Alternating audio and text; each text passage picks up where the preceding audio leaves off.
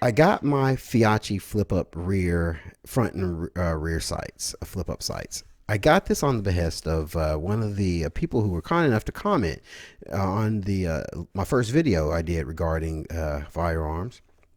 As I said previously, I am brand spanking new to this. I don't pretend to be an expert. I am just trying stuff on for size and see what fits. And I unveiled some things I got to go along with my new purchase. And the one generous commenter was sharing some things with me, and he said that the only thing that he would recommend I get, in addition to what I had, was some backup sights. So because what I did, I bought a Feyachi red dot scope, and so on his advice, I went and got some Feyachi flip up sights. And let's go ahead and take a look at it. There's no frills on the box, so usually I like to look at the packaging, but it's just a plain box. Comes from China, so we do have to be wary of poor quality control. Not a slam against the wonderful country of China, just a matter of fact. When you're buying purchase products from China, one of the things that is often overlooked is quality control. It's looked at as sometimes an unnecessary expense when they're producing these products. So what we have is the front sight. We have the front sight, rear sight, and it comes with an Allen wrench. That's all that's in the box. No additional instructions or anything else. So let's see what we got here. We're opening up the front sight now. Comes in these little Ziploc bags. So here's the front sight, and it looks like I am trying to see how you can adjust this thing. There's a mention of a tool, but I don't. Here's my thing, guys. If there's a tool that's needed, now this is my issue that I'm having already.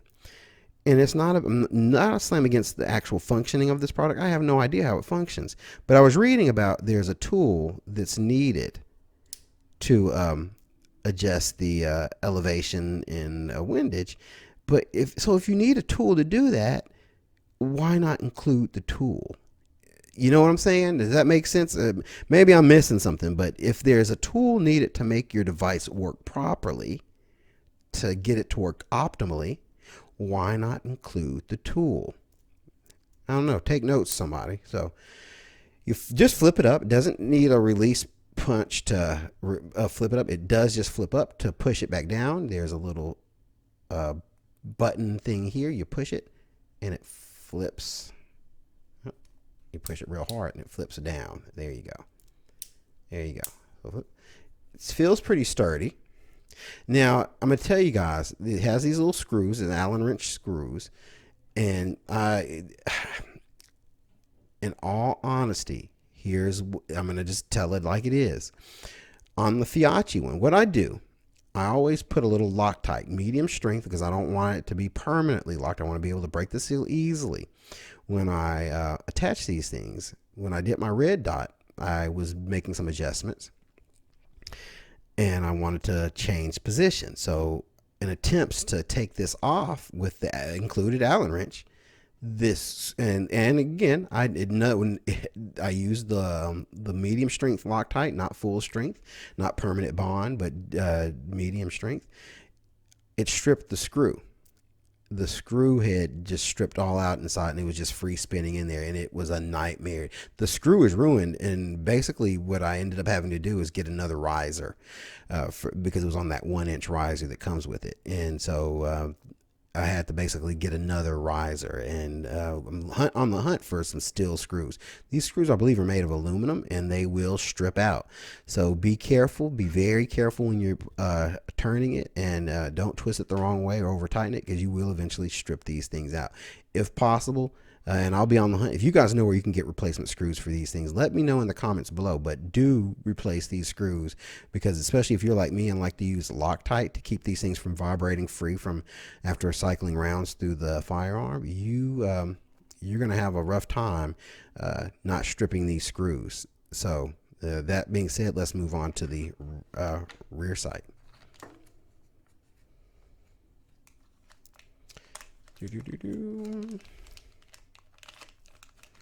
All right, so here's the rear sight. Much of the same. Now, this has a little wiggle to it. This one did not. It had a little bit, but not as much as the rear sight. There's a lot of wiggle to it right here. Again, I imagine since it's going to be a backup to the red dot, not incredibly big deal, but it's a little disappointing. You don't want that wiggle. You want it to be tight when you snap it in place. Now, this does have, it looks like some windage correction here. The rear sight does not appear to have any elevation, and it is pretty firm, so you're not going to accidentally knock this around.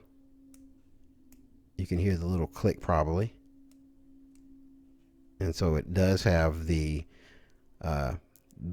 close quarters, and you flip that back for the I guess the close quarters and the long range right there. So it does flip back and forth. Again, same thing here. To let it back down, you just press in the little button, and it's firm. You might want to put a little oil on that.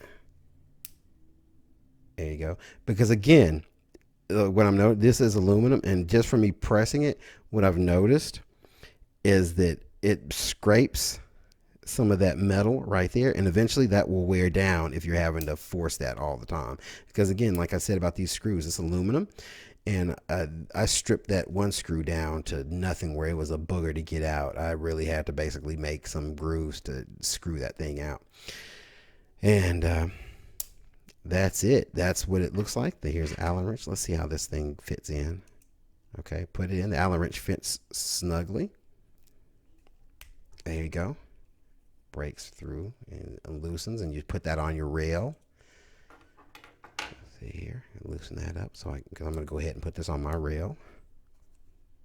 There you go. Loosen that up. So first impressions, it is okay. I can't say great, good. It's okay. For what I can tell, for like just fooling around with it. There's a thing, guys, that you'll hear a lot of people say about these budget things is like good for the money. And the one thing is true. Now, you do get what you pay for oftentimes. That is true. But I don't believe in good for your money. Whether you spend $20 or $100, you have basically bad, good, and great. And that's where things fall. You will never hear me say good for the money. If you're making a product and you make it for $23, what a customer should look for is, hey, you're making a great product and you're offering it for $20. That should be the expectation. If you're spending your hard-earned money on something, it shouldn't be, oh, well, I only spent $20 for it. Oh, well, no. If you spend your hard-earned money, whatever amount that might be, you have a right to expect a quality working product. It might not have all the bells and whistles that a higher expense item may have, but you should expect a decently functioning product. So that's my gauge when I'm talking about things. It's not going to be good for the money. It's going to be either bad, good, or great. And that's basically my scale regardless of price. Let's go ahead and put this on the weapon. Before you attach anything to your firearm, make sure you unload it. So we went ahead and did that. And so far, guys, it looks nice. I'm not disappointed from appearances, but we will soon put this through its paces. We're waiting on a few more accessories to come on in before we actually take it out and see what it does, get everything zeroed in, and I will give you a follow-up on that. But for right now, I can say it's okay. We'll see when we put it through its paces, but first impressions, it's okay. Guys, thank you for watching, and leave your comments in the description below. I really look forward to hearing from you. Be safe in the meanwhile and live the dream.